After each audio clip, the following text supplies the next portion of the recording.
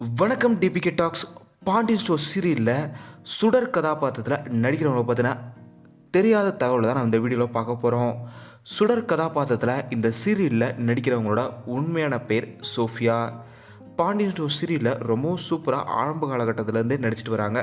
சுடர் கதாபாத்திரத்தில் தங்கமயில் அவங்களோட சகோதரியா, பாக்கியம் அவங்களோட பொண்ணா இந்த சீரியலில் ரொம்பவும் அழகாக நடிச்சிட்டு வராங்க சோஃபியா அவங்க.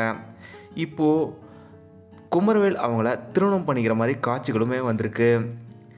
இவங்க ஆரம்ப காலகட்டங்களில் மாடலிங் தான் தன்னோட துறையை தேர்ந்தெடுத்து சில விளம்பர படங்கள்லையுமே நடிச்சிருக்காங்க.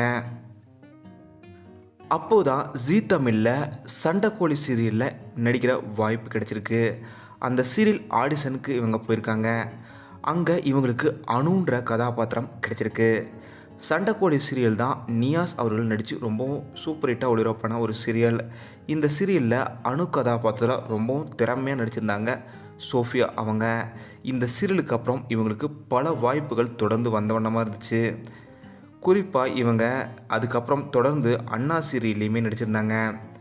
சின்ன மருமகள் சீரியல்லையுமே சோஃபியா அவங்க நடிச்சிருக்காங்க. சன் டிவியில் பராசக்தி சீரியல்லையுமே ஒரு முக்கியமான கதாபாத்திரத்தில் நடிச்சிருக்காங்க சோஃபியா அவங்க.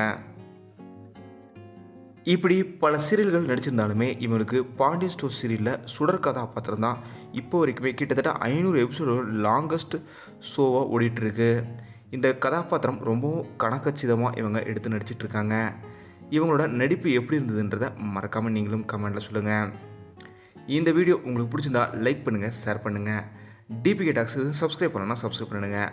மறக்காம பக்கத்தில் இருக்க பெல் ஐக்கானுமே கிளிக் பண்ணிடுங்க.